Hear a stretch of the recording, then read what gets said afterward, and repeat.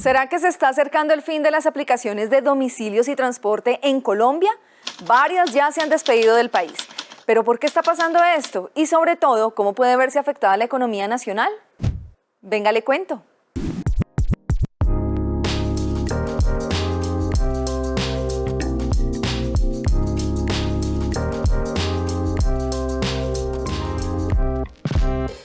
Al confinamiento en 2020 se le atribuye el auge de pedir a domicilio, y claramente sí.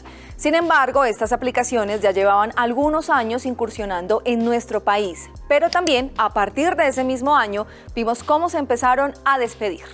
Uber Eats salió en el 2020, luego de más de 3 años de haber llegado al país. La razón es que no logró consolidarse entre las dos plataformas de domicilios con más ventas. Para el 2021, domicilios.com también dejó de existir, pero se fusionó con iFood, jugadita que representó un crecimiento de un 44% y una cobertura de más de 100 ciudades. Pero en octubre de 2022, la compañía señaló que un difícil contexto global los llevó a finalizar sus operaciones en Colombia. Así las cosas, es evidente la fuerte crisis económica que se está viviendo y la dura pelea de estas empresas por mantenerse en el mercado. Expertos atribuyen factores como la inflación, la competencia, pero también la falta de regulación. Son varias las razones por las que estas aplicaciones están por estos días pasando una situación financiera bastante incómoda. Una de ellas, y la más importante, podría ser la inflación o costo de vida que registra Colombia, y no solo Colombia, sino el mundo entero. Tras la pandemia, muchos alimentos han subido de precio. Lo que comprábamos antes del 2020, antes de pandemia, hoy, año 2023, pues está costando mucho más. Un dato para que ustedes hagan un análisis personal. La comida servida a la mesa en restaurantes o servicio a domicilio ha aumentado, según el DANE, el último año 21%. Esto es una barbaridad y a esto hay que sumarle muchas veces el costo de ese domicilio. Entonces, inflación. El más importante, el costo de vida que crece cada día más en nuestro país y que ni siquiera el Banco de la República ha tenido la certeza de cuándo va a bajar o por lo menos cuándo se va a estancar. Aquí ya viene otro factor, el recurso humano.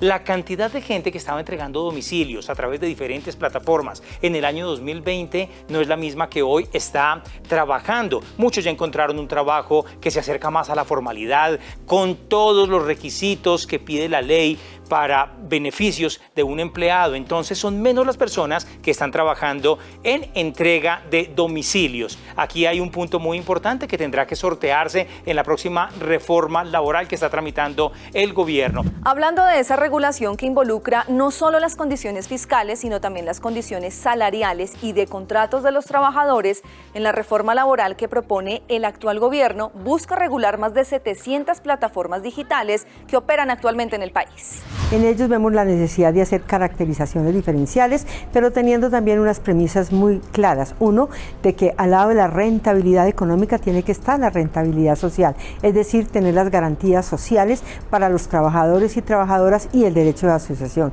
Y lo segundo que es muy importante son los estudios que estamos haciendo en torno a los 5 ejes que a nivel global están haciendo, son discusión jurídica en términos generales.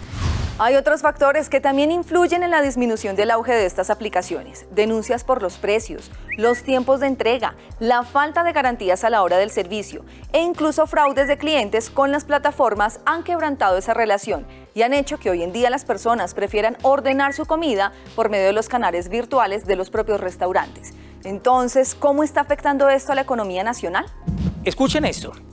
Al haber menos gente trabajando, pues hay una afectación en el empleo. Y no es que no haya empleo, es que no hay las garantías para poder trabajar 8, 10 o 12 horas con unos salarios interesantes y atractivos que a alguien le pueda interesar. Si ponemos un ejemplo o ponemos un aviso en estos momentos, se necesitan 20, 30 domiciliarios, no alcanzan a llegar 5 que trabajen con ganas. Es una afectación importante en materia de movimiento del recurso humano. 2, al haber menos domicilios por entregar, pues no va a haber tanto movimiento económico en estas plataformas ni flujo de caja para poder sostener una empresa a nivel tecnológico y a nivel tributario como se venía sosteniendo anteriormente. Y finalmente esto repercutirá en el crecimiento económico cuando se haga el balance anual. Esto lo hace el DANE.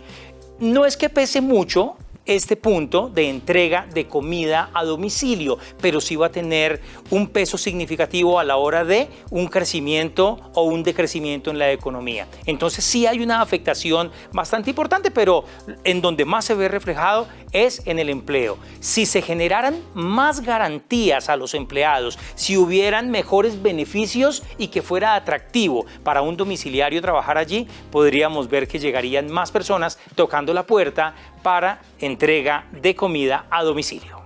Y también tenemos que hablar de la salida de las aplicaciones de transporte. A finales de 2022 se fue Bit, argumentando que su salida se dio luego de tomar la decisión de no invertir más en el mercado latinoamericano. Estas aplicaciones también han estado envueltas en líos por la falta de regulación.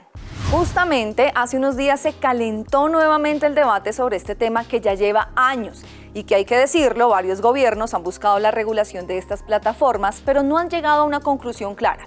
Ahora resulta que salió a la luz un proyecto de ley que buscaría sacar del mercado a las apps de movilidad. En su momento denunciaron que la iniciativa ya iba por su tercer borrador y sería radicada próximamente en el Congreso de la República. Según el texto, se contemplaría la desconexión de las apps de transporte, multas para quienes las usen e inmovilización de los carros en servicio. Una decisión que afectaría los ingresos de más de 100.000 conductores y sus familias en todo el país. Este proyecto, que se conoció como borrador, es un borrador, puede tener 4, 5, 6, 7 versiones y por qué no, si es necesario que retiremos y lo tramitemos como un proyecto aparte. El tema de plataformas lo vamos a hacer, pero vamos a construir un consenso, decirle a los taxistas que el taxismo no se sienta afectado, por el contrario, aquí todos tienen que tener del Estado una respuesta y ese es el propósito de lo que vamos a hacer. Regular, claro que sí, pero prohibir ya es otro tema y es importante tener en cuenta el contexto económico tan difícil que vive el país. El Ministerio de Transporte tuvo que convocar a mesas de diálogo con el gremio de conductores y representantes de la SAP. Esperemos si este gobierno logra realmente la regulación de estas aplicaciones y llega a un feliz término este debate, o muchos colombianos seguirán trabajando en la informalidad. Esto apenas comienza y aquí les estaremos contando. Nos vemos en un próximo Venga, le cuento.